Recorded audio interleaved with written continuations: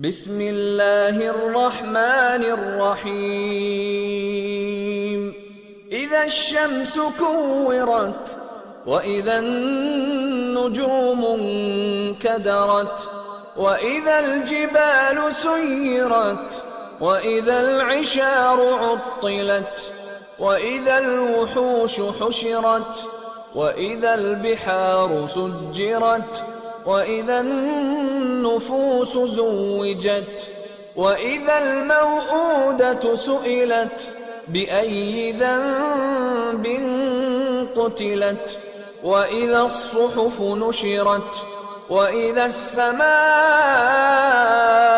كشطت وإذا الجحيم سعرت وإذا الجنة أزلفت علمت نفس ما أحضرت فلا أقسم بالخنس الجوار الكنس والليل إذا عسعس والصبح إذا تنفس إنه لقول رسول كريم ذي قوة عند ذي العرش مكين مطاع ثم أمين وما صاحبكم بمجنون ولقد رآه بالأفق المبين وما هو على الغيب بضنين وما هو بقول شيطان رجيم فأين تذهبون إن هو إلا ذكر للعالمين لمن شاء منكم أن يستقيم وما تشاءون إلا أن يشاء الله رب العالمين.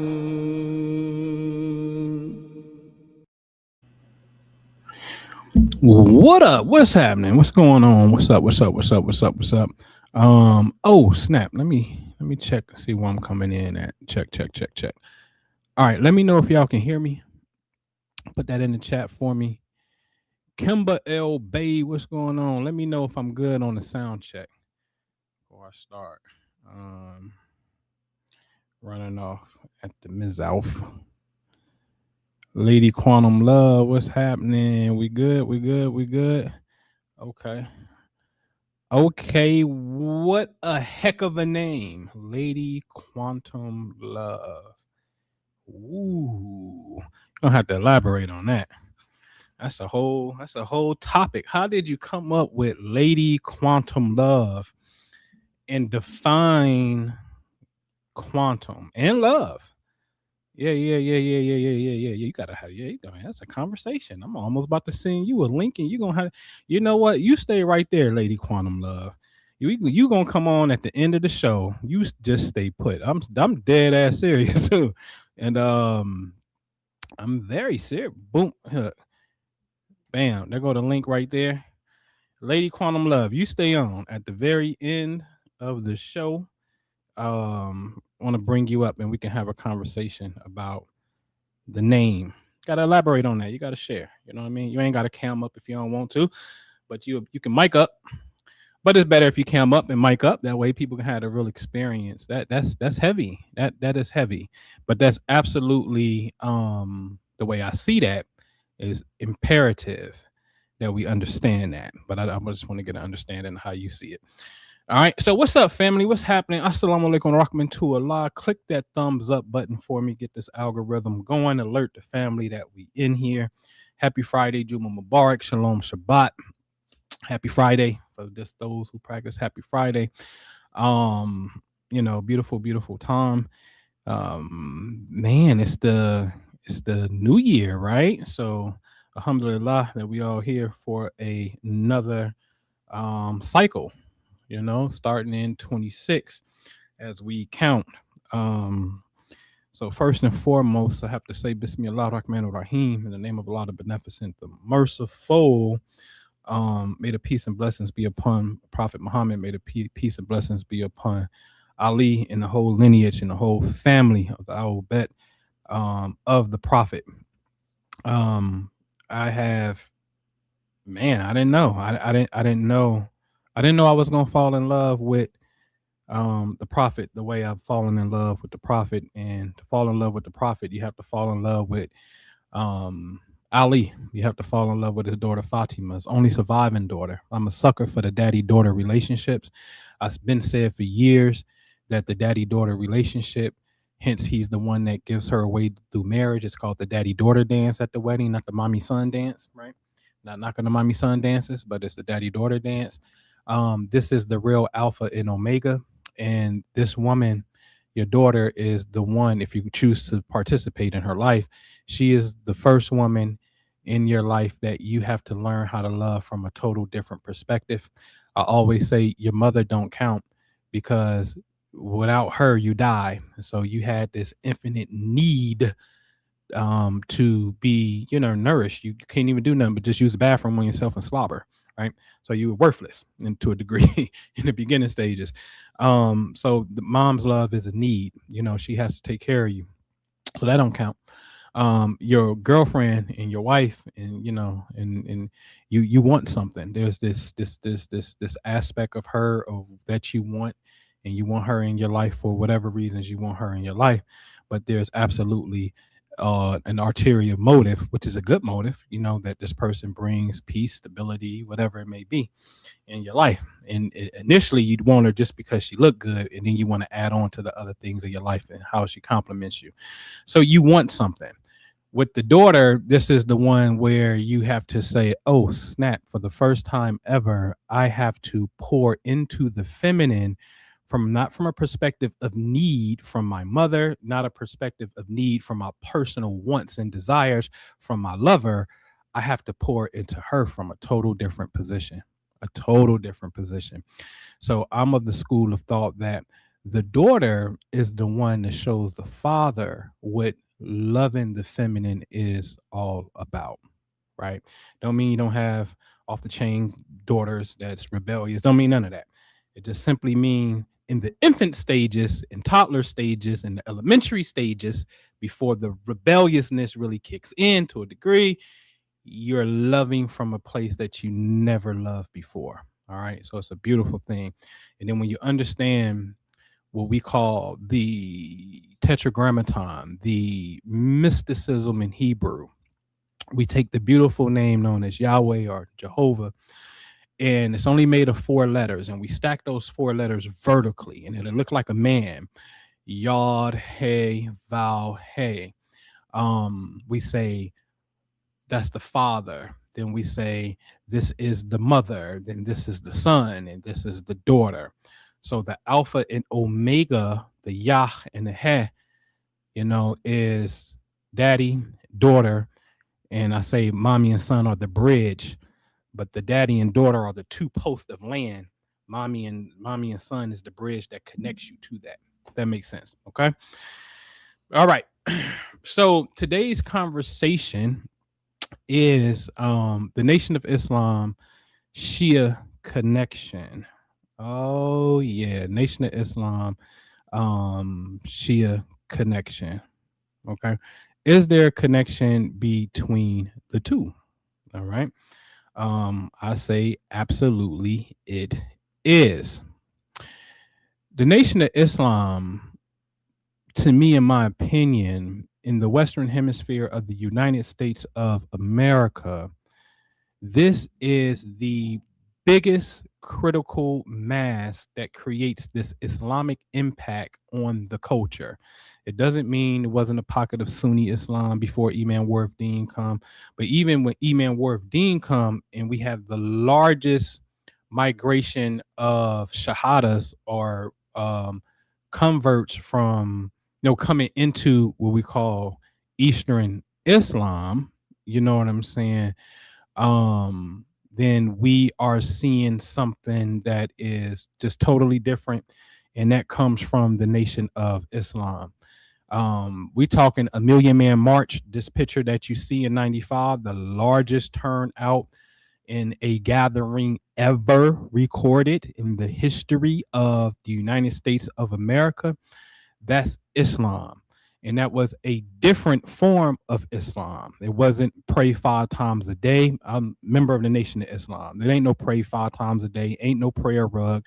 There's no reverence to the Kaaba. Hadiths, forget about it. Not even thinking about those things, right? And Allah came in the person of Master Fard Muhammad, and yeah, and the white man is the devil. That's what was taught. You know what I'm saying? And it was successful, so successful that you see the results on the screen. So successful that we see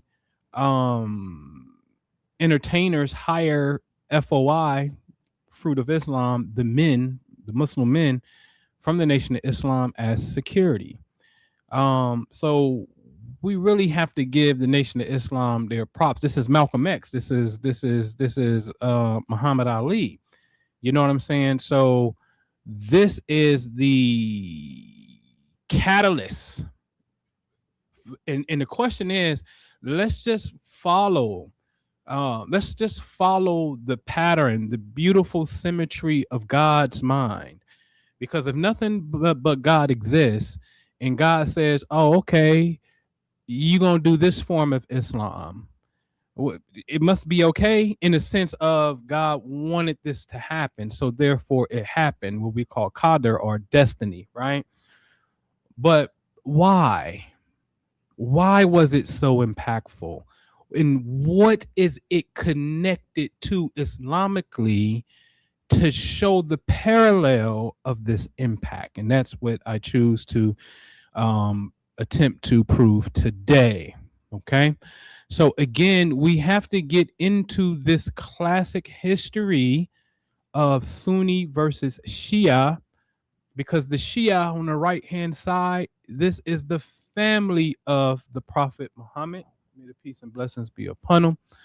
And the family is known as the al-Bayt, dealing with the family of the house. Yes. On the left-hand side, the Sunnis were more of the people who will be about empires, caliphates, to this political control. These became your first dynasty, the Umayyads. The second dynasty became the Abbasids. Both of these dynasties, under the term Sunni, who is 90% of the Muslim population today, they absolutely were killers of the Prophet's family. So I think that the question is, and I'm going to start it, the question that I have is, do we really follow Prophet Muhammad? Question mark. This is for the Muslims. It's really for the Sunni Muslim. Now, I said it before. I believe that, listen, this week, I was making prayer. After prayer and whatnot, I hear a knock on my window. It's a delivery driver for the grocery store, but he's dropping off groceries to the lady who owns the dog grooming business. And so me and him's talking because he's from Somalia, and he's Muslim. And he saw, when I'm at the office, I got the big masjid on the wall, which is called Sheikh Zayed Grand Mosque in Abu Dhabi, right? So I got that, the masjid I got on the wall. So he sees it and he's asking questions. I mean, I've been living here for 20 years and even know this was here. Woo-woo. So we talking, and I asked him. I said, because he asked me. Of course, he asked me if I'm Muslim. Which, by the way, if you are a Muslim, that's today's common term. Based off the Quran, you don't want to be called a Muslim. You really want to be a believer. And this is paramount. This is in the Quran. I want to say 49, not 49. Is it 49? 49:14, if I'm not mistaken. But I'll get to that, in another episode. But there's a conversation in the Quran where these group of people are coming and they're saying, hey, we are believers. And then Allah says to the prophet, no, say that we are submitters, which submitter is a Muslim. So say that we are Muslims, for yet we do not have faith in our heart yet. So this is a group of people who say that they are Muslim, but this is a group of people who say they are believers, but they don't have the faith in their heart. And you got to really understand this, because in the Quran, it talks about this group of people known as hypocrites. And a hypocrite is a person who believe and then they no longer believe, but they in the inside posing this Muslim. Well, they are Muslim in a sense, but they're not a believer. It's a big difference between a Muslim and a believer. And then again, I got a paper on, a little booklet on, but the believer is not someone who knows for certain, because that's another level. So there's ranks to this. And being a Muslim is the very basics, but that's not a believer. See, a Muslim is on the outside. Oh, you look good, you speak good, you do the prayers, woo, woo.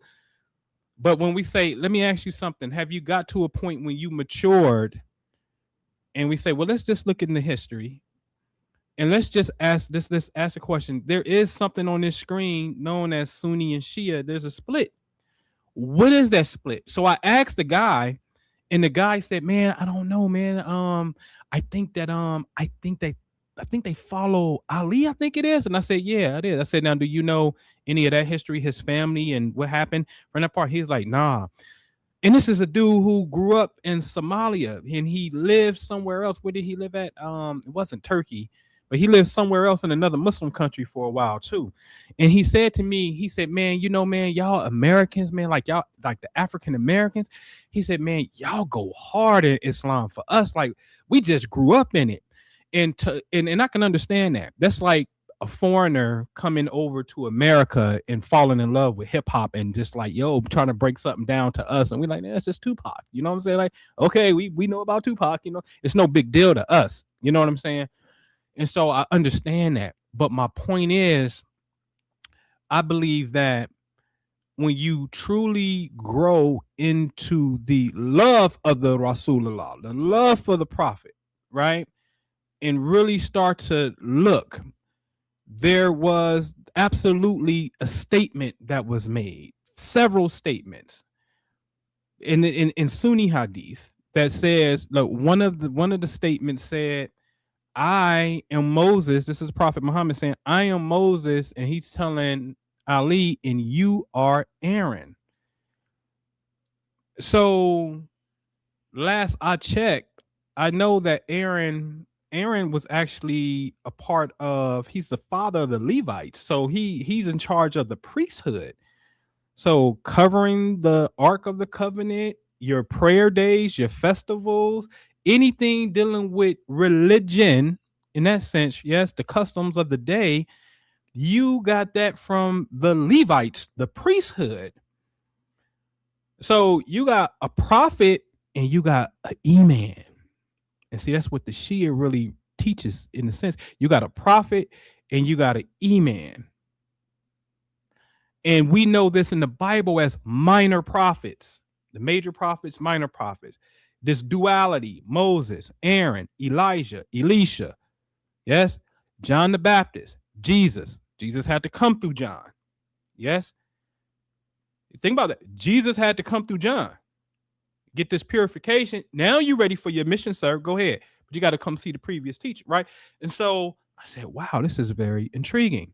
So if the prophet said that Ali is like Aaron, and Aaron was in charge of the priesthood, the spiritual precepts of the day, yes, when Moses go meet with God for 40 days, who's in charge of these people? Aaron. So why do the Sunnis object to the Shia belief that Ali is the rightful heir to Muhammad? Why would you object to that? when he said, hey, I'm Moses and you're Aaron. I'll just leave it right there. There's plenty more other stuff to substantiate this stuff, but just leave it right there in that comparison. I get if you don't know, but once you do know, it becomes imperative for you to grow, because the Quran is clear and it says, do not befriend and show love to my enemies and your enemies. It says that. I said, oh man, this is deep. This is very deep. It's very deep. It's all in the Quran. Infiltration took place. So before we continue, we have to know, I just think it's a great thing to know. We have to know, come to an understanding between this right here. And I'm just going to say it. When you come to that revelation, and I'm not saying become Shia. I want to be clear about that. I'm not saying that. Because within Shia, the school's split. It's a split within that. You see what I'm saying? And I believe they got a truth to this particular point. I'm not with this point. And you come over here to this tree. Oh, they own. You see what I'm saying? So it's fractions within it. But we were absolutely given a beautiful instruction. And that's the question. Did the prophet leave an instruction?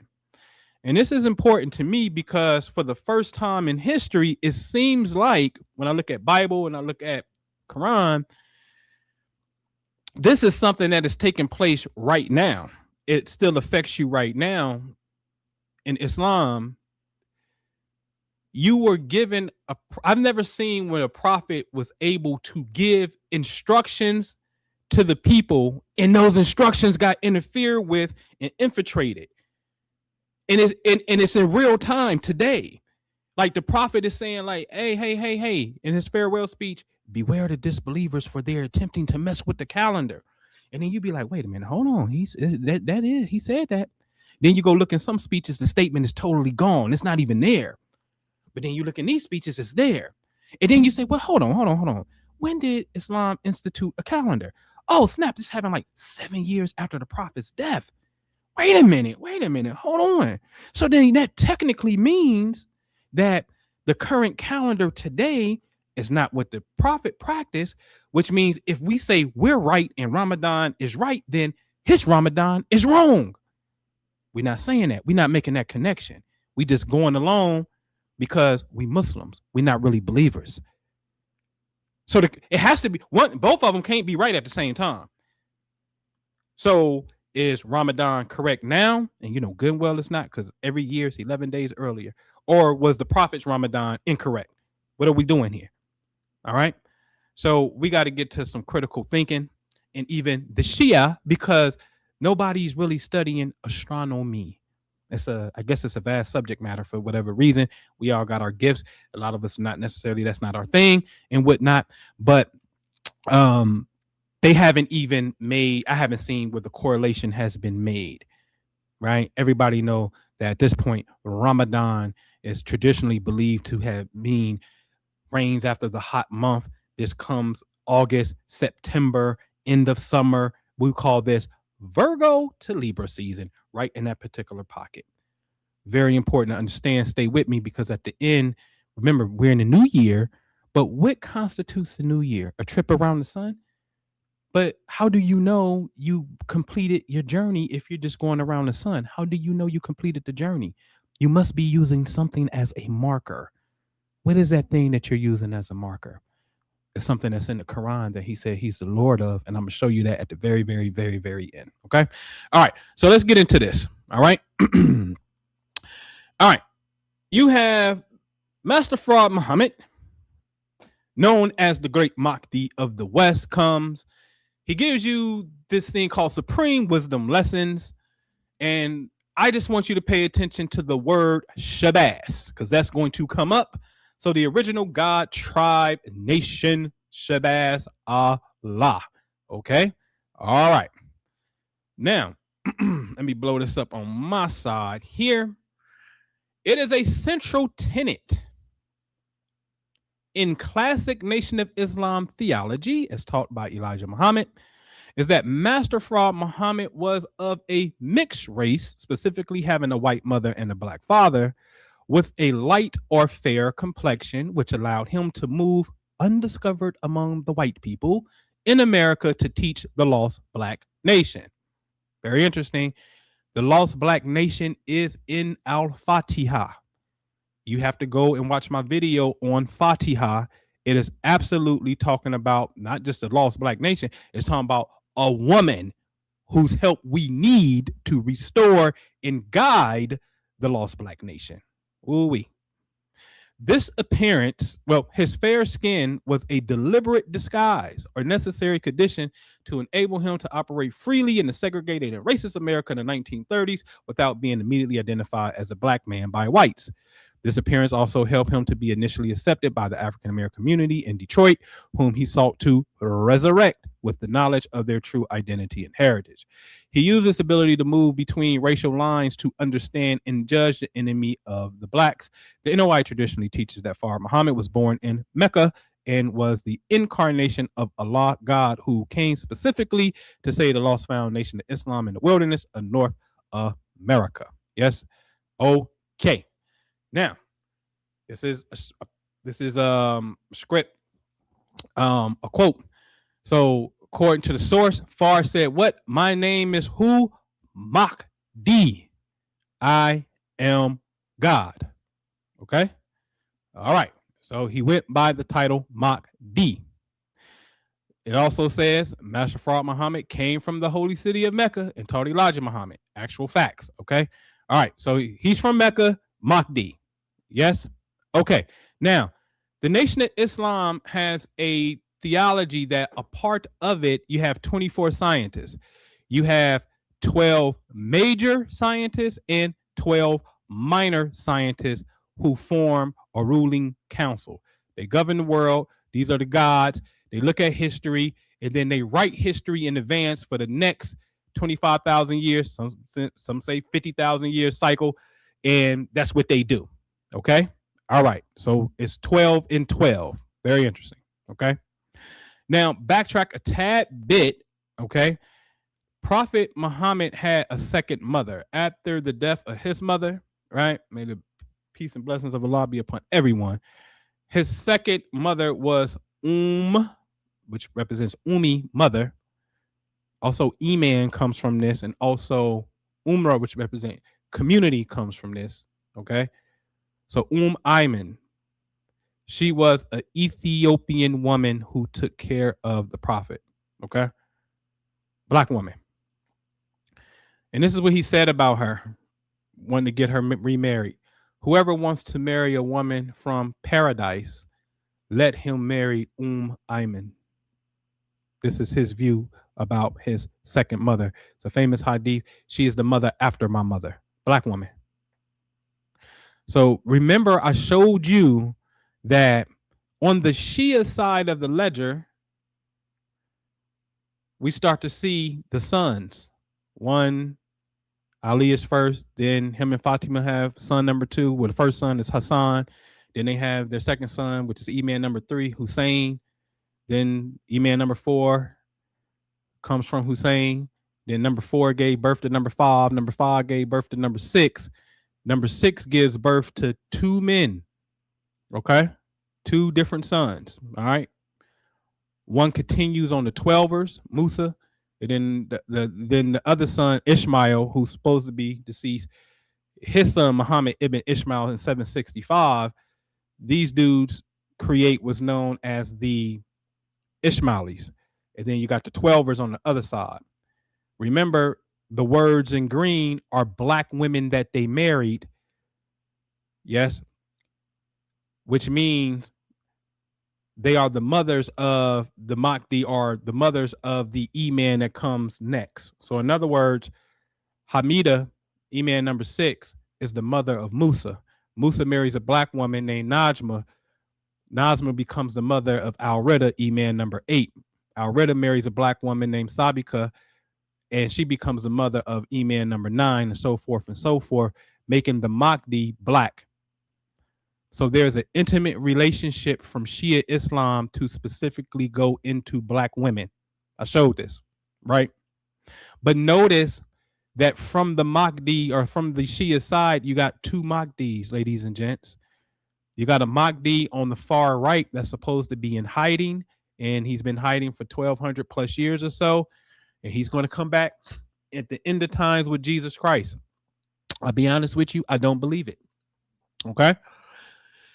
Then you had from the other side of his family, Jafar's family, you had somebody manifest and call himself al-Mahdi, and he became the creator of the Fatimid dynasty that lasts for a few hundred years. And he had the title Mahdi. And the concept of Mahdi is totally different from the Ismailis than it is from the Twelvers. You see? So you got to know how to put it all together. All right. So I'm going to show a video. That's going to link this together. Okay. Let me share. Hold on. Let me do this. Let me remove this. Let me come here. Then let me share my screen. Let me share this tab. Boom. There we go. We met with the Ayatollah in the holy city of Qa'im, and we spoke to him again. And the Ayatollah was just, but he cried. This is the way we roll. And I told my host, I said, he said, I don't believe that man that you're talking about is the Mahdi. I said, I can understand that you're just hearing it. I said, but if a man came to me and I believe in the Mahdi and tells me that the Mahdi is his teacher, his guide, and sent him, and you don't check him out, you don't look behind him, you don't study what he's saying, then there's something wrong with you. You got a sickness that's stopping you because you don't believe that the Mahdi would come to some black people in America. We met with the Ayatollah in the holy city of Qa'im. Qa'im. Okay. All right. Y'all got that? All right. You got that. So here it is. Minister Farrakhan go to the holy city of Qa'im. This is in Iran. He said he met with the Ayatollah, also may be pronounced as Ayatollah, which is the leader of the Shia, the Grand Sheikh in a sense. Okay. And then he's having this conversation like, hey, man, the Mahdi came to America. So notice that you're going to the Shia. Why are you going to the Shia? Because I just showed you in the Shia ideology, they say, hey, we're going to give birth to the Mahdi. The Mahdi is over here. Right? And so I don't know why the Ayatollah wouldn't believe it in a sense when it is clear that the Imams started purposely having black wives. Okay. Anyway, I just want to show you the Iran connection because now the minister has went to Iran and had a conversation about this. Okay. So there's a connection here. All right. Must be for you to go to Iran. Okay. Now, to give you a little aspect, here's Qa'im right here. Okay. Give you a little map, give you a little idea. You know what Iraq is, the Persian Gulf and all that is. That's where it is. Okay. Here is what Imam Jafar al-Sadiq, the one who purposely go get the black woman. Yes. This is what he said about this city. Imam Jafar al-Sadiq, the sixth Shia Imam, spoke extensively about the city of Qa'im, elevating it to a position of immense spiritual and eschatological significance. His sayings often describe the city as a sanctuary for the al-Bayt, which is that the family of the house, the family of the prophet, and a future global center for Islamic knowledge. Number one, Imam al-Sadiq famously designated Qa'im as a specific sanctuary for the Imams, linking it to other holiest sites in Islam. And this is what he said. Know that Allah has a sanctuary which is in Mecca. There's your Kaaba. The messenger of Allah has a sanctuary, which is Medina, because Meccans didn't like the prophet. And Medina was the first, technically the second city, but the first city in Arabia to accept him. Okay. Amir al-Mumin, which is Imam Ali, has a sanctuary, which is Kufa, because Ali moved to Kufa. And our sanctuary, talking about us today, the descendants of the prophet, is in the land of Qa'im. Okay. This is why Qa'im is important. historically. And this is why the minister went there. Okay. Okay. So the naming of Qa'im, it has been named Qa'im because its people were gathered with the Qa'im, the upholder of the Iman, or the Mahdi. Oh, Mr. Farrakhan is going to Qa'im talking about the Mahdi. Yes, from the family of Muhammad will stand alongside him and remain steadfast in their support of him. So they're supposed to be support dealing with the Mahdi coming from Qa'im. Yes, this is very interesting. Okay, all right, which tells us what? The Iman is not, or the Mahdi is not in Qa'im. It has been named Qa'im because its people would gather with the Qa'im from the family of Muhammad, will stand alongside him and remain steadfast in their support for him. It's not necessarily saying he's coming from there. These people are going to from there is going to support him. Okay. Now let's read about this in a hadith again. You must not buy anyone from Sudan, but if you must buy from al-Naba, which means Nubia, type it in. What does al-Naba mean? That is Nubia. But if you must buy a woman from somewhere, buy from Nubia. They are those about whom Allah, most majestic, most glorious, has said, of those who have said, we are helpers. We took a covenant from them. We took a covenant from them. Then they forgot the share of what they were reminded. So we took a covenant from them, but these black people from Nubia is going to forget. Then it goes on to read in green, however, they will remember that share, and they, a group of them, will come out with the rise of who? Al-Qa'im, aka the Mahdi, with divine authority from us. Here it is, proof in the pudding. The Mahdi is coming from the black woman. Duh. When we looked at what goes on in that family tree, you were the one that started it off, and all your predecessors, sons and grandchildren and great-grandchildren and great-great-great-grandchildren follow the tradition. Right here. Right here. Okay? Now, here is Qa'im going into a region, Sindh, also known as now Pakistan, was now Pakistan. This is important simply because this is a migration route in which, let me look at you. It was a migration that took place because remember, the prophet's family, these Imams are not in political control. So the Abbasids are killing you, and before them, the Umayyads are killing you. So you got to get ghost and you start going east. You may go southeast. Another report, they go into the Caucasus Mountains. Okay. So this is important to understand because I wish I had the video. I don't know why I didn't save it. I seen Minister Farrakhan give a speech and he said, Prophet Muhammad's family was persecuted. They left Mecca, Medina area and started going up into the Caucasus Mountains. That's what he said. Okay. All right. So in understanding this, let's see. All right. Let's see. Let's make a connection to this Mahdi. All right. So here's the question. Did the descendants of Prophet Muhammad, his family, go to the Caucasus Mountains? Yes, descendants of the family of the Prophet, known as the Imams, Zadehs, or the Saids, did indeed migrate towards the Caucasus Mountains.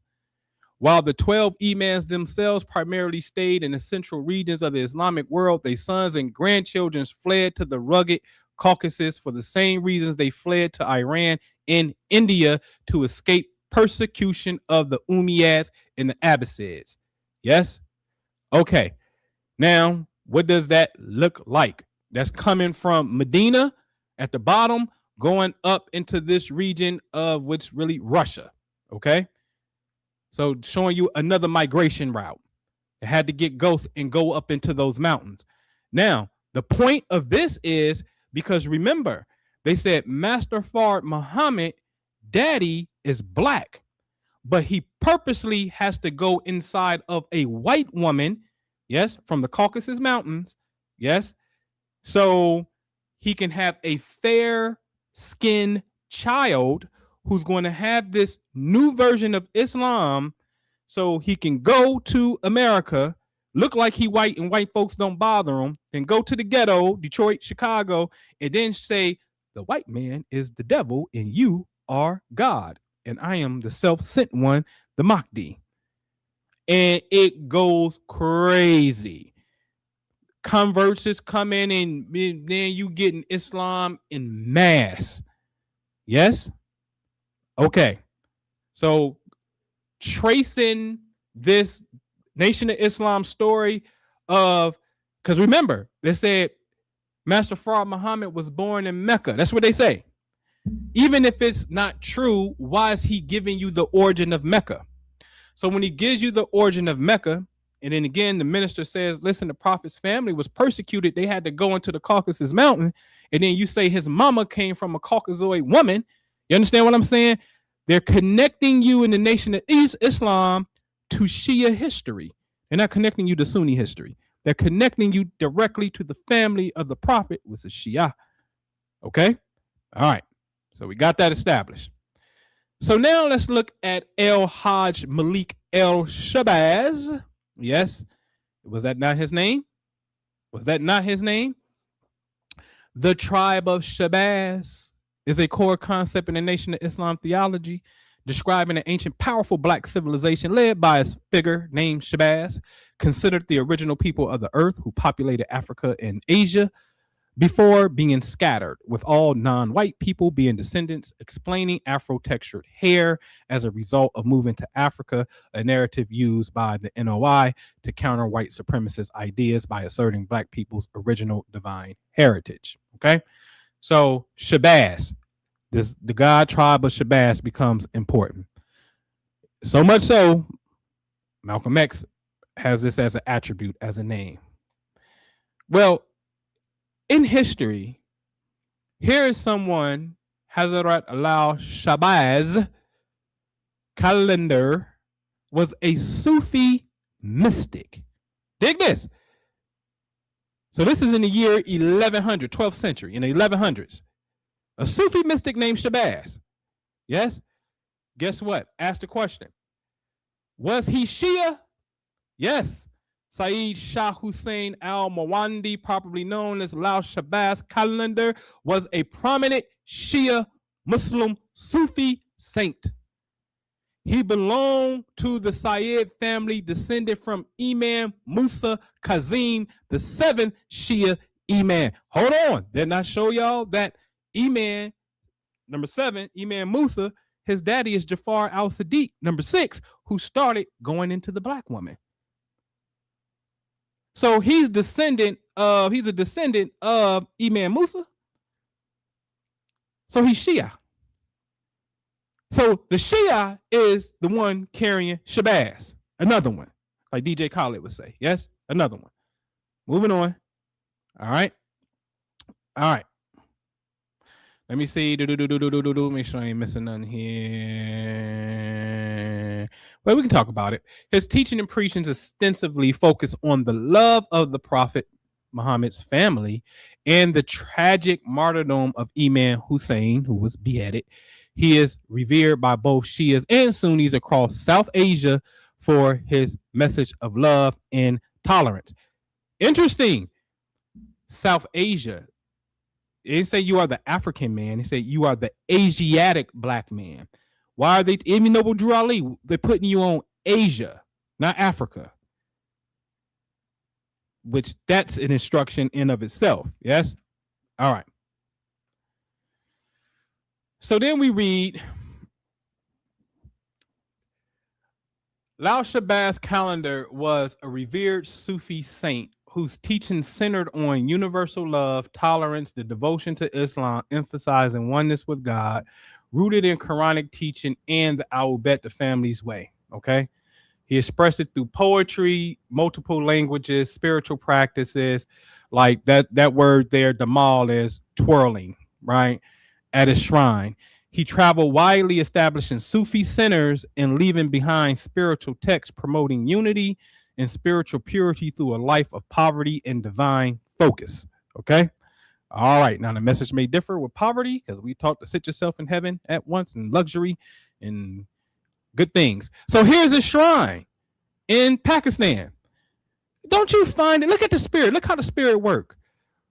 Do you not recognize red, black, and green as a Pan-African flag here in America?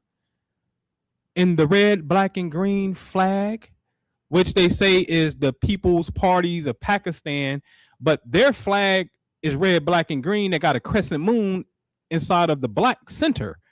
There's no crescent moon on this one. So I just find, even if it was, the symbols, what the Quran say, Safa and Mara are but symbols of Allah. The signs, the Quran always wants you to understand the signs. Ayat don't mean verse. It means verse, but it also means sign. The signs of Allah. So now when we start tracing this down and just go look at his shrine, you see yourself. That is your red, black, and green flag. Bullseye. Okay? Alhamdulillah. So here's a poem from him. And I said, boy, I be picking up on some stuff. The soul's journey is a path of love, a journey of light and grace, a journey of surrender and trust. Hello, is that not two of the three things of our core principles, our mother pillars in the golden heart? We deal with faith, we deal with trust, and we deal with surrender. A journey of surrender and trust. Journey to the beloved's embrace. The journey begins with a longing, a yearning for the divine, a thirst for the nectar of love, a desire for the eternal shrine. The journey leads through many lands, through deserts, mountains, and seas, through valleys of darkness and light, through forests of joy and peace. The journey is a test of faith, a challenge to the heart and soul, a journey of surrender and grace. To go surrender again, a journey to the beloved's goal. Beautifully said. That's golden heart material all day. So now it's the author who wrote a book, John Andrew Morrow, wrote a book, and he connects Master Fard Muhammad to the Pakistan-Afghanistan region. Okay? All right. And the reason I'm pointing that out is because there's also, here's another thing. Carl Evans and John Andrew Morrow, they explored the theory that Fard also had South Asian or Afghan roots. Fard in Walidad, look at that. Farhad is really Fard or Walidad, Wali Fard or W.F. Muhammad. You see, some authors suggest the name Fard is an anglicized or shortened version of the common names from the Afghanistan-Pakistan region. And this is the region that the Prophet's family migrated to. Yes. So this is based off their research, what they're saying. But this is what I find very interesting. In the Nation of Islam, this is what I know. This is the Quran that is recommended. This one right here. Translated by Maulana Muhammad Ali. Okay. This is the Quran that the Nation of Islam carry. Don't have no Arabic in it. Okay. So they go by this. And so Maulana Muhammad Ali is from his origin, his roots is British India, but Pakistan. And he was a part of what's known as the Ahmadiyya movement. Okay. And the founder of the Ahmadiyya movement, guess what? Guess what he called himself? Yeah, he called himself the Mahdi too. Right? And guess what? Every time these people will start something and call themselves the Mahdi, they will gain a certain level of success on this plane when you tap into that. Hence the Ismailis say, hey, the Mahdi is always here. He's with the living Imam. There's never a time where the spiritual hierarchy of what we know as the pole is not here. It's always here. And he's not hiding either, in a sense. That's their aspect of it. Anyway, the Nation of Islam specifically studies a Quran that's translated from the Pakistanis. Okay? All right. Which is the region that we saw Shabazz the mystic come from. You understand that? So 12 scientists in Nation of Islam, 12 Imams. We're already past the point because we know about this is the same with Jesus and the 12 disciples.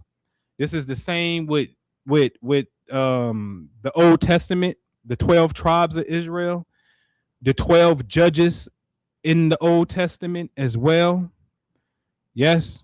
Do I even think Jason and the Argonauts or something maybe even be 12? There's a lot of 12 in mystical theology. A lot of 12. The 12 that we really need to understand today, though, is the embodiment of the cosmic Imam, the heavenly messenger, the truth of how this works and how it corresponds in real time.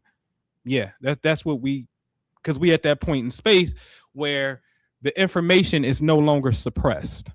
As the Zohar so eloquently put, rest in peace, may God be pleased with Rav Michael Berg, who translated the Zohar in English for the first time in its entirety, says that under the Christians who were persecuting the sacred information, especially when they came back into power, when the Moors fell out of power and surrendered in 1492, this information got suppressed and had to go underground, and they had to wait for the Aquarian age. And upon the Aquarian age, anything goes when it comes to pimping ain't easy, right? When in the Aquarian age, anything goes. You can identify as a cat. You can identify as a dog, whatever you want to be. Anything goes. Everything is out in the open. Everything is information overload. It can be misinformation at that. And oftentimes it is misinformation. So now that we're here, now you can get this, but it's a lot of confusion now. But that's the caveat to the balance. Okay.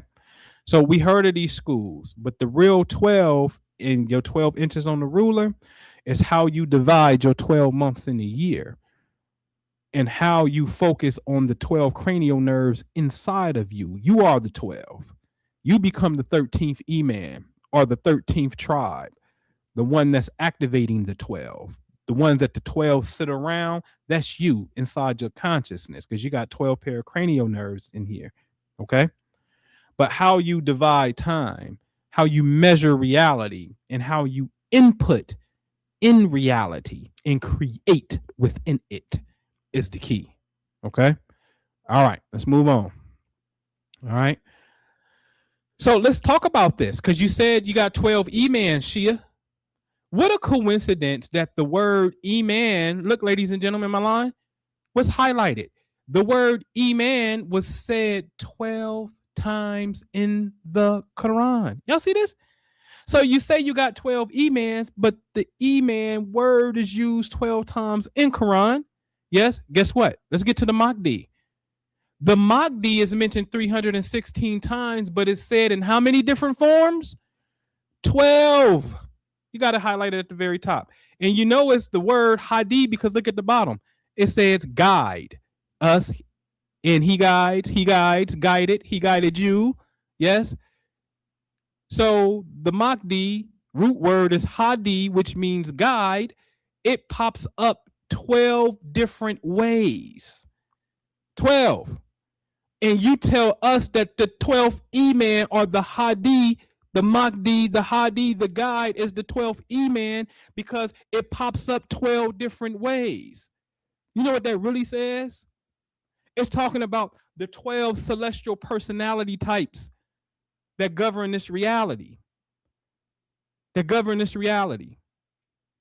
Absolutely. That governs this reality. Why is it 12 inches on the ruler? Why is 12 the biggest number you go to in school, high school? And when you finish, you go off to the university. You go to the universe, universal science. Why is it when you're in elementary school, elements, the base and building blocks of the cosmos, of science, elements, elementary school, yes? So 12 inches on the ruler, very unique name, ruler. Why is 12 ruling? 12 months in the year, because your months are named after celestial constellations. Yes? Okay, so then that's the real marker of space-time. Yes? Okay, so then we find out through these cycles, since these 12 scientists like to write these cycles, yes, 12 majors deal with the major or the minor, right? Okay, so then these 12 rule for a zodiac age. Yes? So a great cycle, 25,920 years, almost 26,000 years. So each sign rules for 2,160 years. So then in the age of Aquarius, which I happen to be, alhamdulillah, thank you. Yes, wouldn't want to be anything else, but love it. Yeah. So hold on. You're in the age of Aquarius. Yes. So then it needs to be something Aquarian that is showing you, right? Such as Bob Marley. Love. What makes you rich? You think money make you rich? Money don't make you rich, man. Don't make you rich, man. Yes. Bob Marley, Huey P. Newton, Abraham Lincoln. Avatars of the Aquarian age. Bob Marley, Huey P. Newton, and Abraham Lincoln. All Aquariuses. Okay? Dealt with aspects of revolution and pushing the culture forward. Right? Okay. So you're going to get that. And so now we got to understand what the Quran says. What? The Quran says, listen, if we go to, and I didn't put it in here, go to Surah 41:12. What do it say? And we inspired the seven heavens and gave them their command. So each heaven got its command. Yes? Each heaven got its command. Then when you go to 65:12 in divorce, it says, hey, Allah created the seven heavens and a similar number of earths, and his command flows between them. So in the Quran, we're supposed to be understanding the heavenly command because the Quran says that's how Allah's command flows through the seven heavens and the similar numbers of earth. Yeah. And I always say, what the heck that got to do with divorce? It got everything to do with divorce if you understand cycles and rhythms and your relationship to it. 41:53, one of my favorite verses. And we show them signs on the horizon and within them souls, in their souls, so that they may know that this is the truth. So they may know that this is the truth. You have to come to an inner understanding and a revelation about something on the horizon and something that's going on with you, some type of life cycle. Did you win some money? Did you get in a new relationship? Did you get a divorce? Was you in an accident? You need to understand something. Okay, moving on. So this Imam and Mahdi, all of this is all of that is for the one who is in tune with that, to be able to guide you by that. What's the qualifications for Imam? The qualifications for Imam in the Quran, yes, is, I'm trying to remember that chapter and verse, but the qualification for Imam is threefold. He's guided by our command, patient, and is certain of our signs.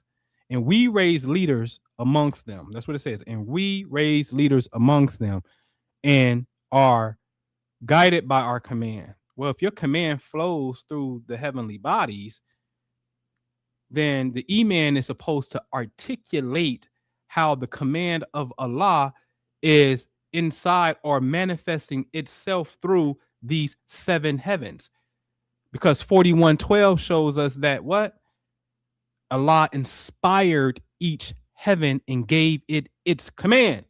It makes sense. It's seven of them. Seven has to be different from five. Five got to be different from three. Mars is different from Venus. Yes. And each planet, because it said a similar number of Earth, each planet corresponds to one of the heavens. Yes.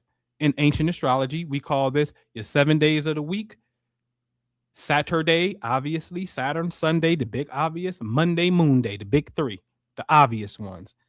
The other ones may be Roman or go into Norse mythology a little bit and kind of throw you off. Tuesday, you wouldn't know was connected to Mars, right? Wednesday, you wouldn't kind of make the connection to Mercury. But Moon Day, Saturday, and Sunday, especially Sunday, you got those. Yes? So the planets correspond to the heavens.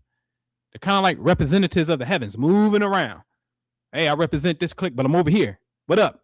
They be gang banging, especially Mars. He's a gang banging ass. That's a gang banging planet right there. All right. Moving around, representing what he represent. Right. All right. All right. All right. This is what the Quran is talking about. All right. But the Sunnis don't want to talk about it. The Sunnis want to tell you that it's shirk. How is it shirk? When the Quran clearly says And it says, in the heavens is your provision and everything promised to you. In the heaven is your provision and everything promised to you. In the sky, show me, Imam. You're supposed to be inspired by the commands of Allah. The commands of Allah come through the heavens. So if you can't have a heavenly conversation and point me to where my provision is, are you Imam? No, you're not Imam. You're not. You couldn't be Imam. Okay? All right. Moving on. All right. So what a coincidence. In the back of the Final Call newspaper, the Honorable Elijah Muhammad, back then it was called Muhammad Speaks, but in the Final Call under Minister Louis Farrakhan, he kept the same points. What the Muslims believe, there go 12 points right there, matching the amount of times Imam showed up, matching the amount of Imams the Shia is supposed to have on the Twelver side. Yes. Matching the different 12 ways the word Mahdi showed up. There's 12 points because it's 12 inches on the ruler. It's 12 that rules this reality. All of the scriptures keep on pointing to this beautiful celestial canopy of 12 because it is directly a mirror and interface of our consciousness. And your consciousness can affect space. It affects space all the time. Having a conversation. A natural disaster is nothing more than a mirror of toxic thoughts from humanity in which the earth is throwing up.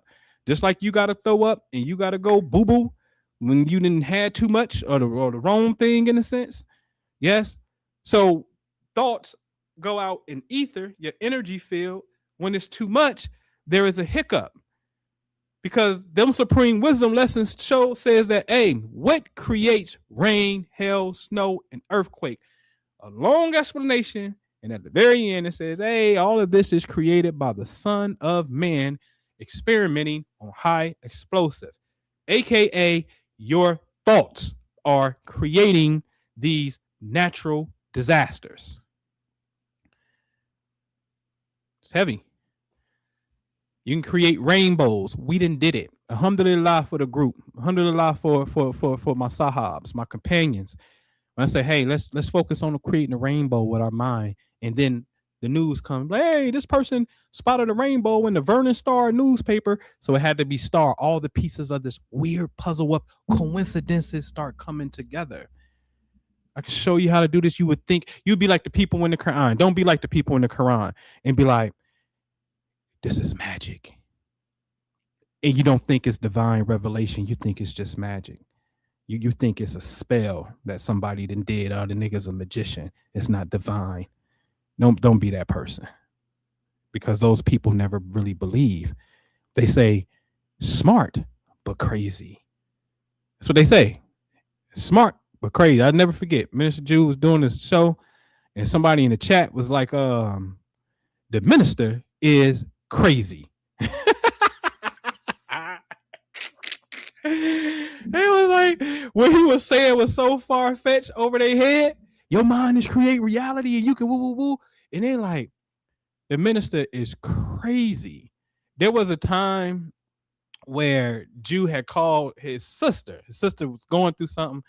And, he was like, man, just use your mind. And probably, you talk. And she was like, so what you really called me for, Jamel?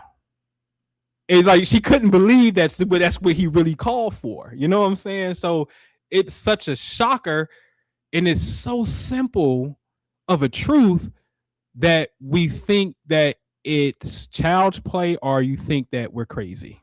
All right. So the Quran is big on that. Don't be one of those. All right.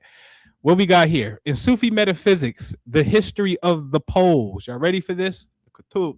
All right. The pole represents the highest level of spiritual hierarchy. Y'all ready?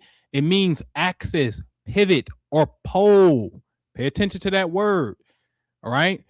Second sentence, paragraph. While the term can refer to a cosmic rank held by one person in every age, it historically refers to the four pillars or the four great masters whose teaching and lineages form the bedrock of Sufism. And I didn't put them all down there, put any down there because it was just too big of a slide.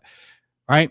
So here they're telling you that there's a concept known as the Qutb, which deals with the pole, right?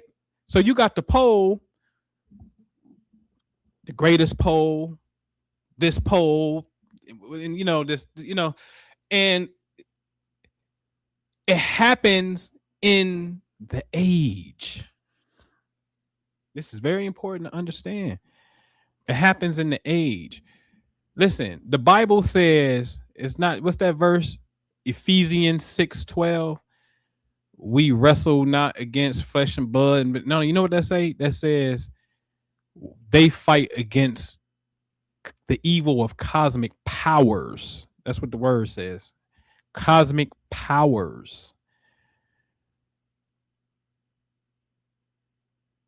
Your whole religious festivals, ladies and gentlemen, is based upon somebody looking at the canopy of the heaven.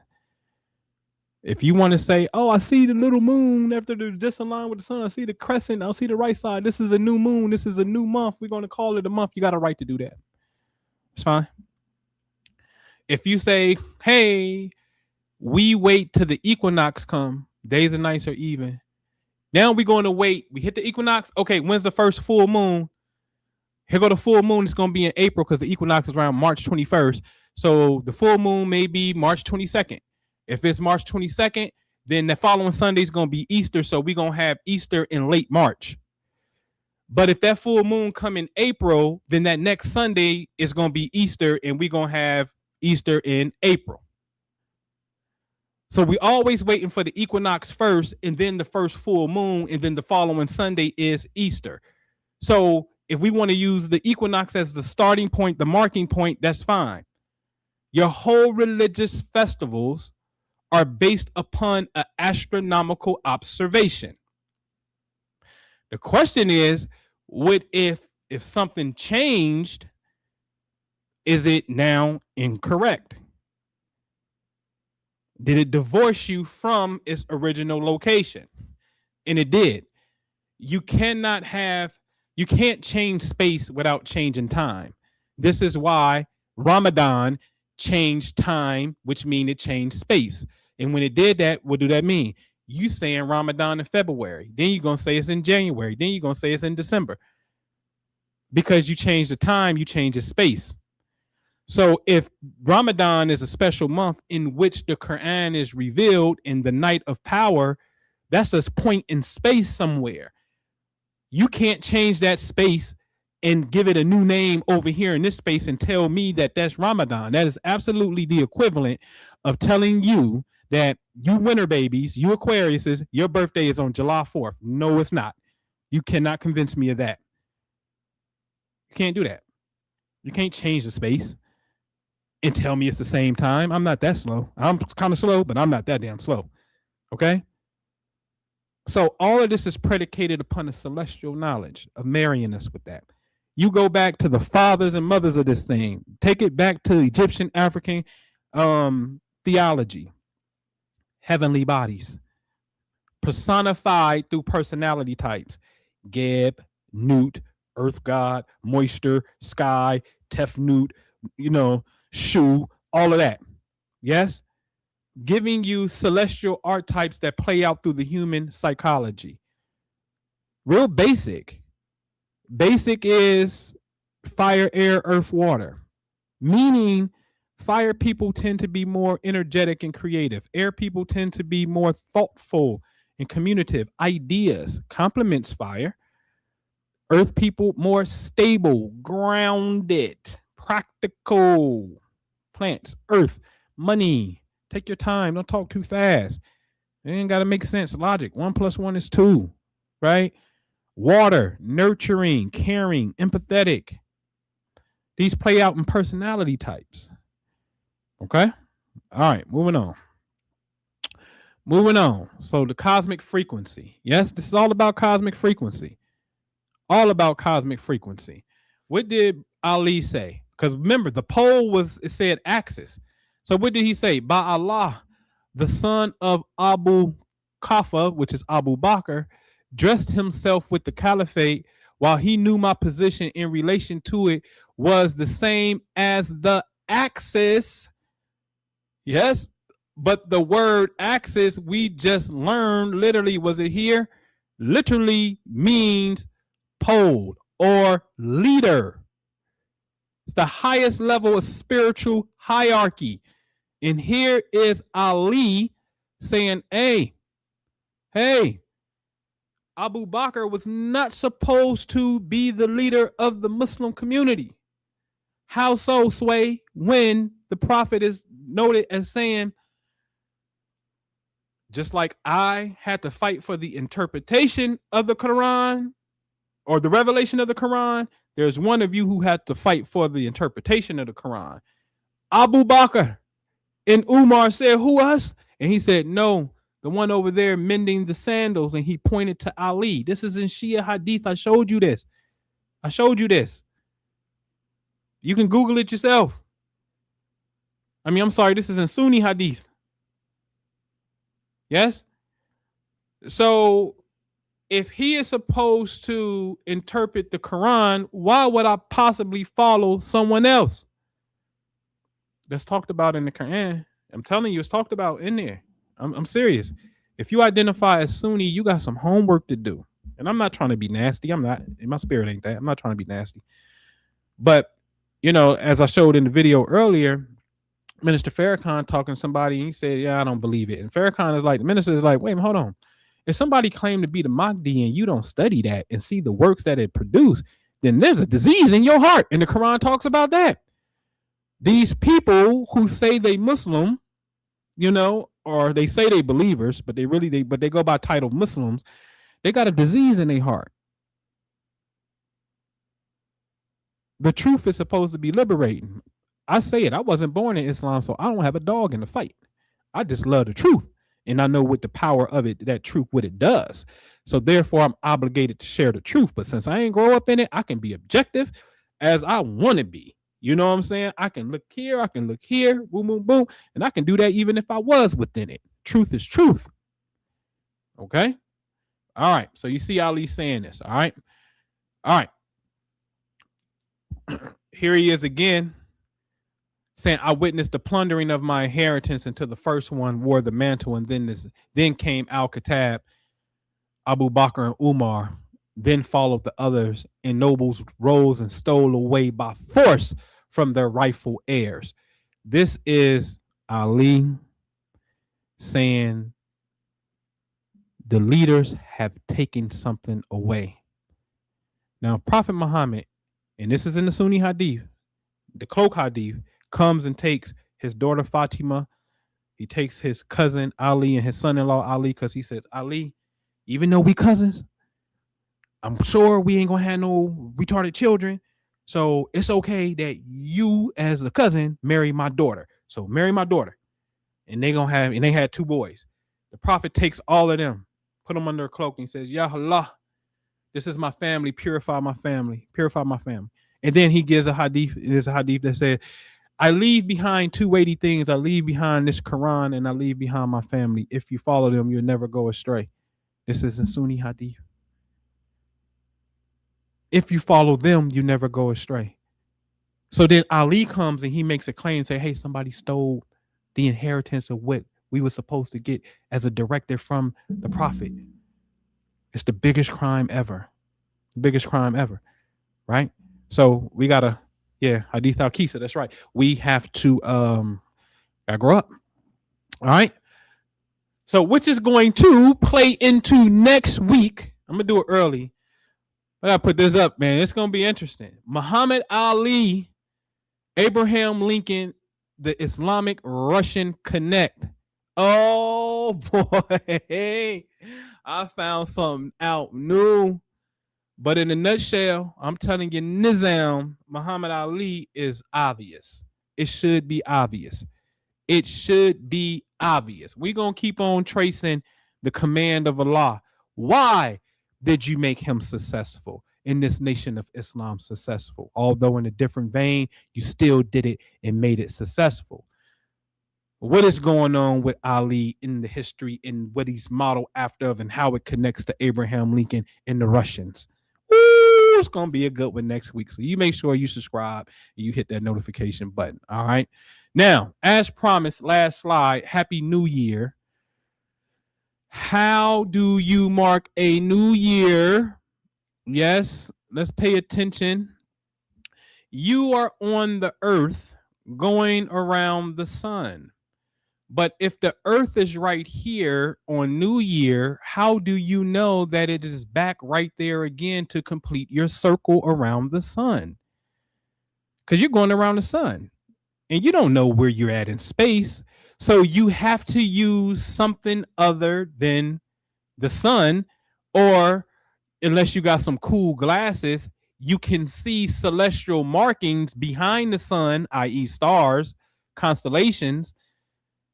And you can say, yep, every time the sun gets right here where it appears to be, let's just say Capricorn, okay, yeah, this is the new year, but you can't see the celestial canopy of stars when the sun is out. It's too bright.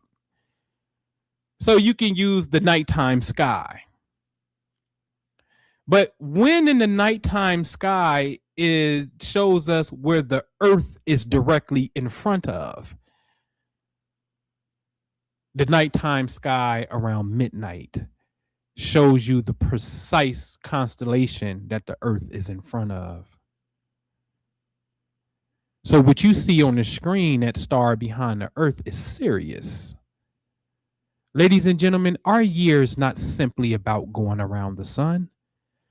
Our year starts and stops when the earth aligns with Sirius as the marking point, or the starting line and the finish line. It's like a track. You ran track.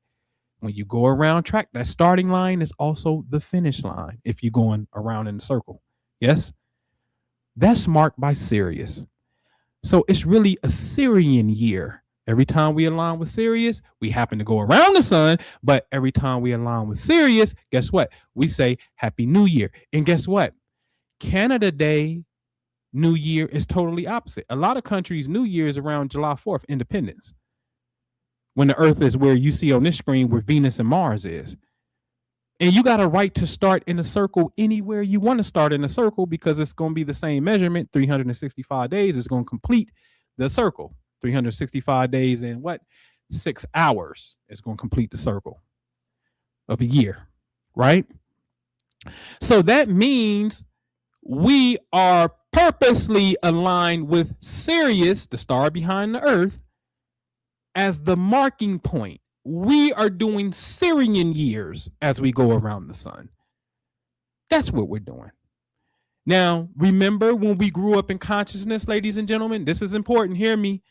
What did the Black Pan-African dude try to sell us on? Happy Jew Year. You see that? Totally divorcing us from a strong East African, Egyptian, Isis, Sebdek, Star Sirius, West African, Dogon, Mali, Nomos. Both sides of Africa. It points to us, which is really important. Okay? It's really important. Our year connects to that. The only time that we will go in between the sun and Sirius, the only time we're in alignment with Sirius, you want to tell me Happy Jew Year, as if the Jews got something to do with this, and they don't. You see how they get us? Taking something that is so holy, so divine, but through girly emotions, gotta say it, girly emotions, untrained emotions, selling us on the idea that we're buying into something that is Jewish that doesn't have our best interests at heart, when it's simple cosmology. You can start in a circle anywhere you want to start in a circle. They ain't start us at Rosh Hashanah. But what's wrong with Rosh Hashanah? Rosh Hashanah is the time, usually in Virgo, the only constellation depicted as a woman. And I showed you that science. So when the sun and moon align there, called the new moon in Virgo, the only constellation depicted as a woman, we start our head of the year, Rosh Hashanah, here. That's a strong statement when you understand the feminine principle inside of Judaism. I always say what? She lights the candles today, Friday, 18 minutes before sunset. That's her responsibility. Sir, you better not touch them candles. That's not your job, sir. You cannot bring in the divine presence of God. That's not you. It's her. She's called Shekinah. The woman is the blueprint to bring in the birthing ideas. That's what she do. You, sir, are an idea, but you don't give birth to the idea. You can, but you don't. When that principle is in your life, you can. Oh, there's a Jewish statement that says, if you unmarried or if peace don't reside in your house, then God ain't there. What the prophet say about marriage? My way is the way of marriage and relationships. If you single, you won't follow me. I showed you how deep when he kept telling, hey, we love women. We all no. We love women. There's 3 things I love of your world. 3: prayer, perfume, and women. That's what the prophet said. Okay. All right. So this is how you mark time for our year.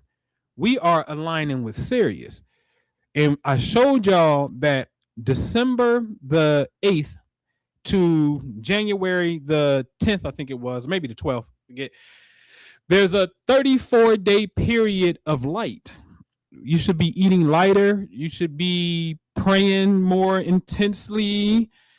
It's sort of like a cosmic Ramadan, basically, you know? The only time that the earth lines up with Sirius on this side, because pay attention to this. When you're in a circle going around, when you see Venus and Mars they're in a straight line to Sirius. The sun is just in front of them. So if you were on Venus or Mars, you wouldn't see Sirius, but the sun is directly in front of Sirius. This happens for us in July 1st, 2nd, 3rd, 4th. That's when we're there. Yes? Okay. So again, you can choose any starting point you wish. What is your function? What's the purpose? Now, Sirius is the only star that is specified in the Quran as Allah being the Lord of.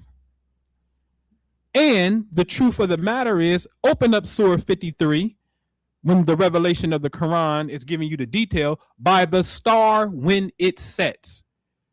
Then it talks about this angel coming into play. Why is a star setting the cosmic backdrop? The same surah, same chapter, you're going to say, I'm the God of Sirius. Wow. So then Sirius is setting at the time of Gabriel's coming to give the revelation. So Sirius must be in a certain position. Must be in a certain position. So for you to change Ramadan, you're really out of pocket. Because if you right here on this picture, Venus, Mars, you won't see Sirius at all. Ain't no seeing Sirius because the sun is in front of it. You can't see it. You don't know when it rises. You don't know when it sets. So to know when it rises and sets, that comes with seeing it, being able to make an observation. And the prophet saw it. So you can't change that. You understand that? The last verse I'm going to give you off the top of the dome. Fact check me. 17:12 in the Quran. 17:12. I'm going to go to it. I'm going to open up a tab. We're going to read it together. Quran 17:12. A lot of 12 verses dealing with the heavens. Isn't that interesting? Isn't that interesting? A lot of 12 verses dealing with the zodiac. It's going to make it plain. All right, let me share a tab with you. Let's come over here to 17:12. What do it say? It said, we made the day and the night as 2 signs. So we made the sign of the night devoid of light. I don't even like that. See, that's the fuckery. See, this is why it's important. Now watch this. Watch this. They say devoid of light. So you be like, yeah, because the night ain't got no light. No. But watch this. And we made the sign of the day perfectly bright so that you may seek the bounty of your Lord and know the number of years and calculation of time. Yes? So the moon is devoid of light. But that ain't what that really say. I'm going to show you what it really say. All right? Come over here, 17:12. Uh-oh, that's 14. And we have made the night and the day as two signs. Then we erase the sign of the night. We erase the sign of the night. You see it. We erase the sign of the night, and we made the sign of the day visible, that you may seek bounty from your Lord, that you may know the number of years in the account of time. Hello, in the Quran, you is giving the instruction, we're given the instruction to erase the sign of the night as a way for keeping time. Therefore, he gave us the sign of the day so we may know the measure of a year. You measure a year by the sun and earth, not by the moon. Right here in the Quran, in another verse 12. Tell me about the Quran and the cosmic Quran. Y'all tripping. Okay? All right. So that concludes. Okay, now where is our guest? Are we gonna have a guest today? What's her name? Love Quantum, Lady Quantum Love. Lady Quantum Love. You coming up? We want to know about your name. Well, that's the serious name here. Let me invite you. I'm gonna grab this link. If anybody want to jump on real fast, you got a question or a comment, I'm all for it. What time is it? It's almost 2 o'clock. We came, God dang, time that fast? Came on at 12:30. All right. So yeah, if you got a question, comment, you can drop it in the chat, and or if you want to mic up, come on through real quick. You know what I mean? Come on through real quick. Yes, my man Cyron said it. That's right. Sirius is the throne. Hello. I had showed that the word, 3-letter root word for Sirius, Sar, is the same 3-letter root word for throne, which is Arsh. Same 3 letters. Box. So Sirius is the throne. And then the other combination out of that is Sharia, which represents the law. But a person who sits on the throne is a person who institutes the law, right? The coincidence that they use law, Sirius, and throne as the same 3 letters, just scrambled. Come on, man. No, it's this is something else. Okay? Something else. Let me get this off my screen. And all right, Quantum Love, you back here? What's happening? Hi, can you hear me? Yeah, we can hear you. How are you today? Good. How are you? Excellent. Beautiful name. Give us the game. What's going on? What is love and what is quantum, and how do they even match? Oh my goodness, that's a lot. I've had to kind of condense it down to terms that even I can like grasp and understand and keep as a reminder for myself. So for me, it represents that I am a tiny spark of love. And I'm talking about the kind of love that is not of this world, but it's bigger than this world and what we think it actually is. But I'm that energy that creates a massive impact on those that I come in contact with, either directly or indirectly. And I say directly because I'm a massage therapist. So when I put my hands on people, it creates a massive impact on them. I've had testimonies where a lot of my clients would come in with headaches or whatever, and by the time they get up, it's gone. So I kind of just took that all in and created this name for myself, Lady, because obviously I'm a woman. And so I represent the God love that I have received. I radiate that out on purpose to others and create massive impacts. And it's a tiny spark because I'm short. It's like a joke with everybody that knows me. I'm only 5'1", but my energy is so massive, like my personality. A lot of times people online, they think I'm taller than what I actually am because I'm so vibrant like that. Gotcha. Okay, I got you. Beautiful. That's super dope. Do you receive ailments from your clients where they may have a back pain and then all of a sudden your back start hurting, and before you learn how to ground and do that, have you ever pulled it out like you the Green Mile person? You ever did that? Yes, I've had that happen to me early in my career. I've been doing it for maybe, I think this year will be 12 years. So earlier in my career, yeah, I experienced a lot of that. I would get a headache after, or I would just feel drained after. But I would say maybe year 7, it started to really change. Like, I do not get anything from anyone. I've learned how to be a shield. Mm, mm, mm. That's interesting. 7 years for that lesson, right?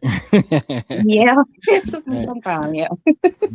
Gotcha. And how do you define quantum in this cell? Okay. Quantum is a tiny unit of energy or light. Um, Okay. and and The quanti, yeah, the tiny packets of light. Right. With standard yeah, definition, quanti, ladies and yeah. gentlemen, means tiny particles of light, these pockets of energy that's there. So, okay.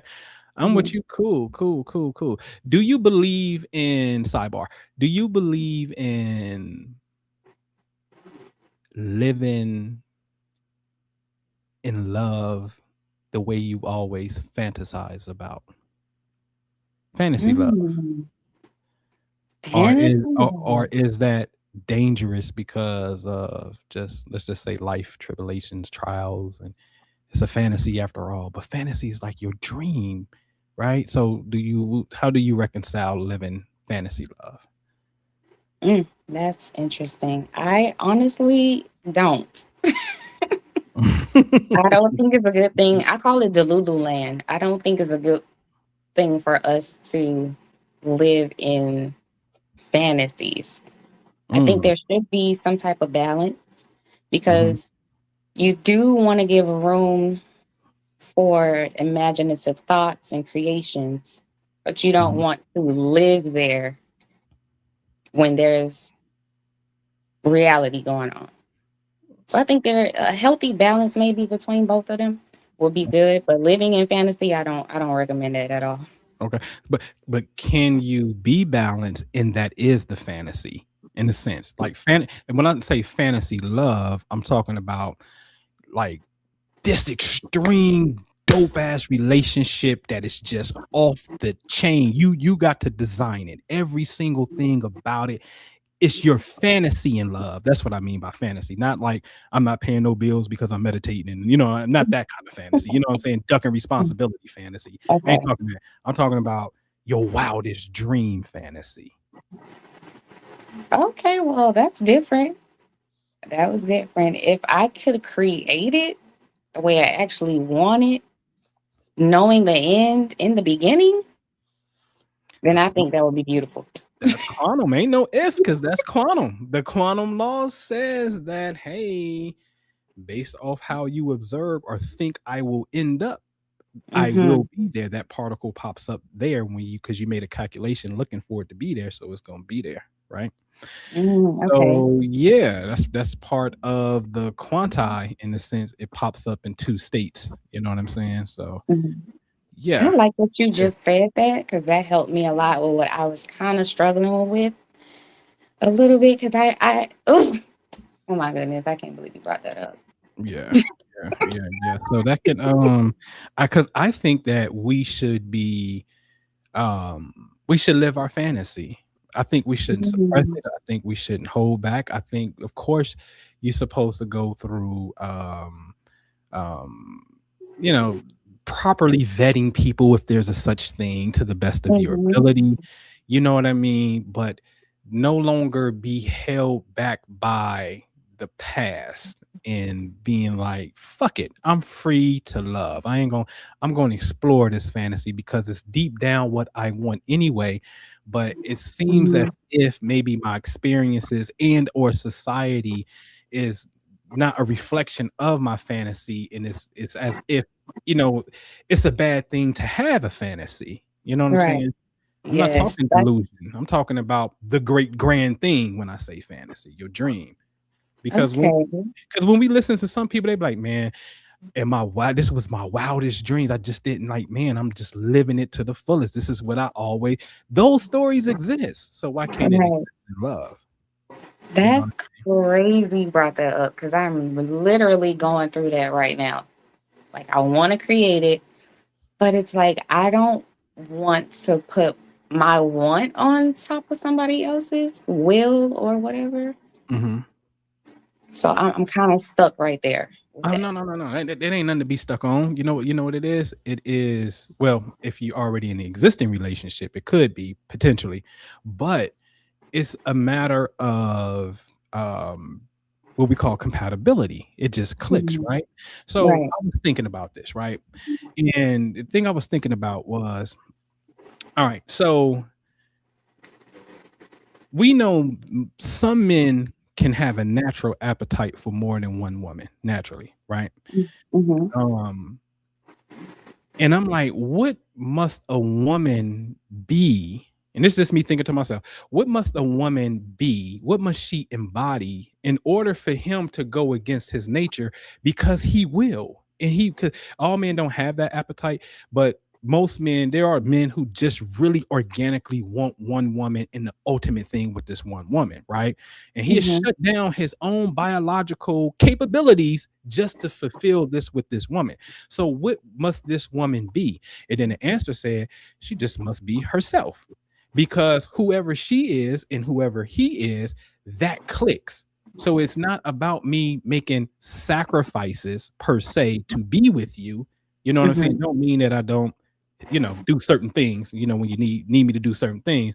But the core thing that attracts me, in a sense, I'm not struggling there. It's just a click. It's a puzzle piece. It comes together. You get what I'm saying? Yeah. So there's no struggle.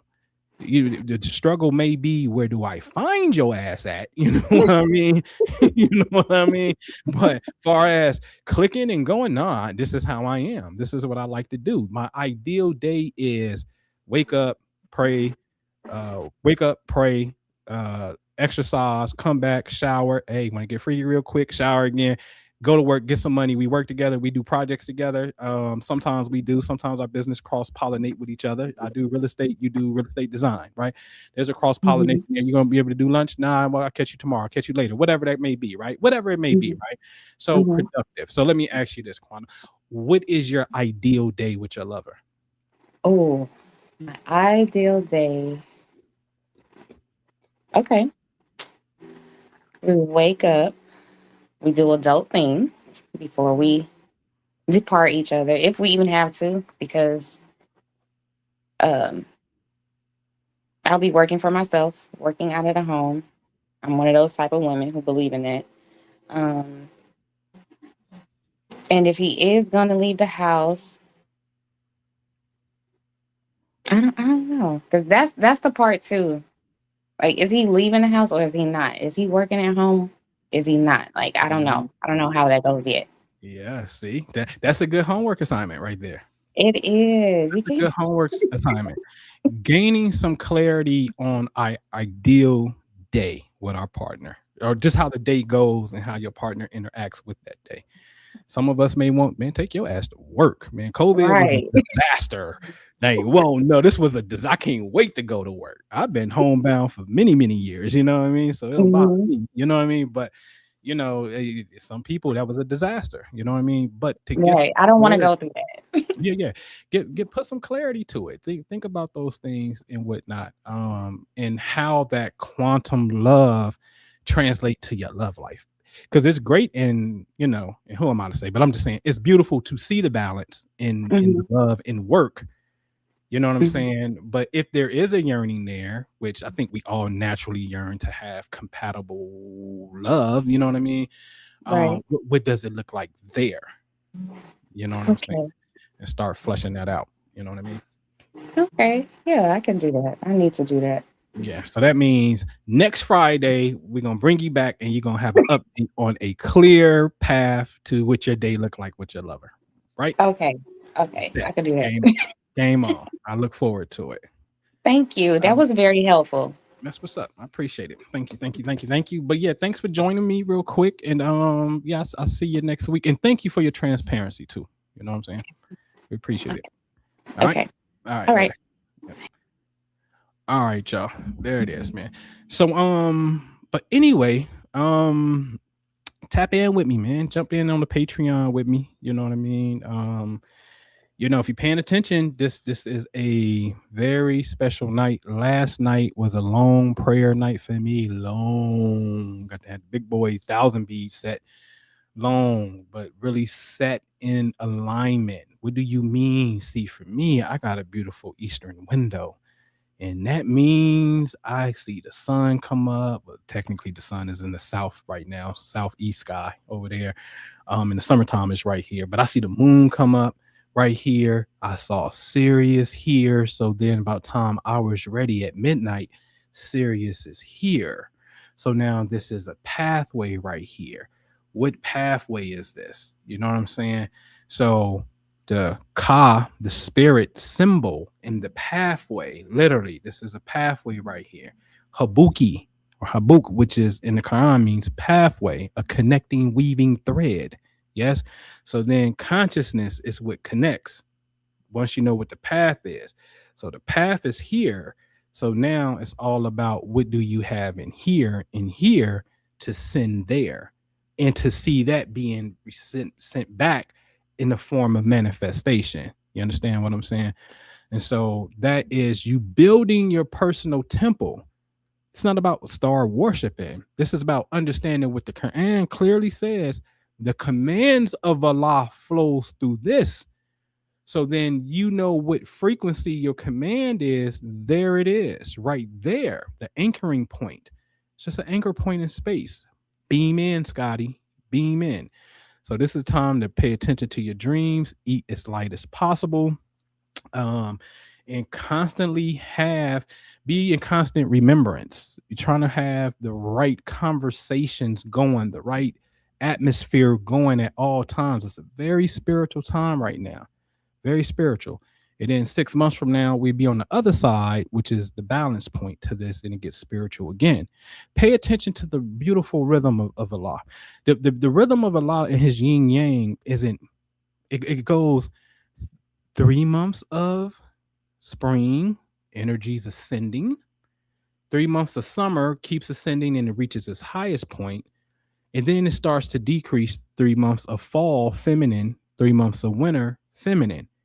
So we went from air to fire. Spring is in the air, fire, summer, heat, fall, harvest, eat, earth, water, winter, snow. Yes. More of emotional connecting in the wintertime in a sense. Yes. So we went through 4 elements, and you can see that in a regular day as well. But anyway, went through these 4 elements throughout the season. 3 months on of yang, 3 months of another yang. So 6 yang, 6 yin. The balance here is 6 on, 6 off, 6 and 6. That's the balance, which is what? The numerical value of who? Allah, 66. You understand that? So it's about cosmic rhythm, cosmic imprints. Okay. Okay. All right. Listen, I'm out of here, man. You know where to catch me right here in the Patreon. Get with me. Make sure you click that like button, subscribe. Be ready for next week's khutbah. Try to bring it up real fast. Next week's khutbah, Muhammad Ali, Abraham Lincoln, the Islamic Russian Connect. Yeah, we're going to tie the dots to that. That's going to be fun. That's next week. I am going to leave you, ladies and gentlemen, with the Night of Power, because this is one of the alignments. This is not Ramadan, right? Ramadan traditionally was fall or into summer going into fall, right? So that's around fall equinox time. But we're at a certain angle where we still can see beautiful Sirius. All right. And it's the only time of year that this happens. All right.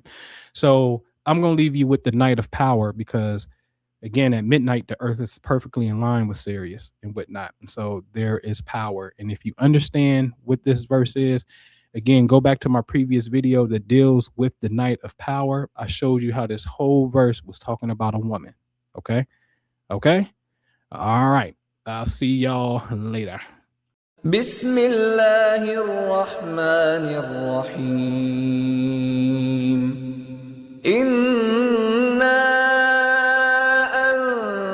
أنزلناه في ليلة القدر وما أدراك ما ليلة القدر ليلة القدر خير من 1000 شهر تنزل الملائكة والروح فيها بإذن ربهم من كل أمر سلام هي حتى مطلع الفجر